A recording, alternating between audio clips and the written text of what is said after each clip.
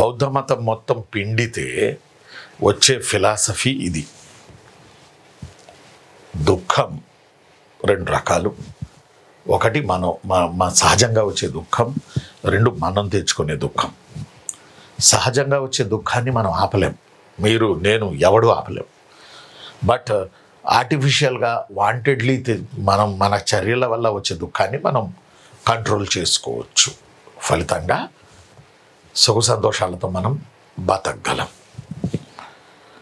అంటే for example 100% సారో అనుకుంటే, 50% natural సారో అనుకుంటే, మిగతా 50% మనం తెచ్చుకునే సారో అనుకుంటే, ఈ 50%లో దాన్ని మ్యాక్సిమం కూడా రెడ్యూస్ చేసుకోగలం.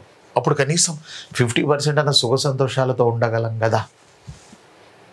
అది వచ్చి అనుకోకుండా వచ్చి పడేది, చేతులతో మనం తెచ్చుకునేది, ఈ రెండు కలిస్తే మనిషి బతికేది ఆడ, మనిషి బతికి చచ్చేది ఆడ. ఒకసారి ఆలోచన చేయండి, మనిషి బతకలేడు. ఇంత దుఃఖం ఉంటే మనిషి బతకలేడు.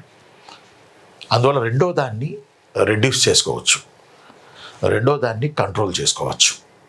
ఫలితంగా సగమన్నా సంతోషంగా ఉండొచ్చు, సుఖ సంతోషాలతో ఉండొచ్చు అని చెప్పాడు క్రీస్తుపూర్వం 6వ శతాబ్దంలో గౌతమ బుద్ధుడు. 6వ శతాబ్దంలో గౌతమ బుద్ధుడు. జైనిజం ఏం చెప్పింది? సత్యం, అహింస, అపరిగ్రహం, అస్థేయం, బ్రహ్మచర్యం, ఇవి పాటిస్తే మంచి లైఫ్ని లీడ్ చేయొచ్చు, సుఖ సంతోషాలతో ఉండొచ్చు అనేది అక్కడ వాళ్ళు చెప్పారు.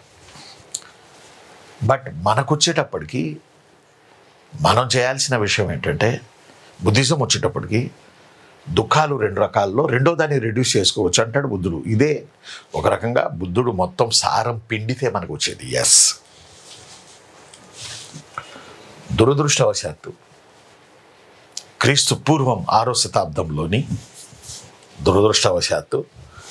క్రీస్తు పూర్వం 6వ శతాబ్దంలోని వైదికిజం ఈ దుఃఖాన్ని పెంచింది. బట్ దానికి కారణం చెప్పలేదు. దుఃఖాన్ని పెంచింది, కారణం చెప్పలేదు. రైట్.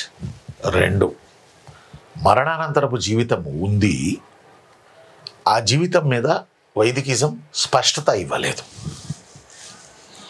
మరణానంతరం జీవితం ఉంది, ఆ జీవితం మీద వైదికిజం స్పష్టత ఇవ్వలేదు. ఆ జీవితం మీద వైదికిజం స్పష్టత ఇవ్వలేదు. మరణానంతరపు జీవితం ఉంది, ఆ జీవితంపై వైదికిజం స్పష్టత ఇవ్వలేదు. బాగా అర్థం చేసుకోవాలి. మనిషి చాలా ఆశాజీవి.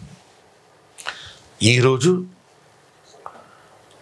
సంతోషం గురించి కాకుండా, మంచి ఉండాలనేది కాకుండా, మరణానంతరం కూడా అక్కడ సుఖం దొరకాలి అనేది మనిషి వర్షన్. క్రీస్తు పూర్వం 6వ శతాబ్దంలో జనాలు ఒకటే దుఃఖాన్ని అనుభవించారు. ఇండియన్ సొసైటీలో ఒకటే పెయిన్ని అనుభవించారు. ఆ ఒకటే దుఃఖం లేదా ఒకటే పెయిన్ ఏంటంటే, క్రీస్తు పూర్వం 6వ శతాబ్దంలో ఆ పెయిన్ఫుల్ సిచ్యువేషన్ ఏంటంటే, క్రీస్తుపూర్వం 6వ శతాబ్దంలో అరే చనిపోయిన తర్వాత మనం నరకానికి పోతామా, మనకు స్వర్గం రాదా, స్వర్గం రావాలంటే యజ్ఞం చేయాలా, యాగాదులు చేయాలా, సాక్రిఫైజే చేయాలా, చేద్దామనుకుంటే అవి మనకు అర్హత లేదంటున్నారు, అంటే మనందరం నరకానికి పోవాలా. ఇది జనాల యొక్క మరణానంతరపు జీవితంపై ఉన్నటువంటి అస్పష్టత.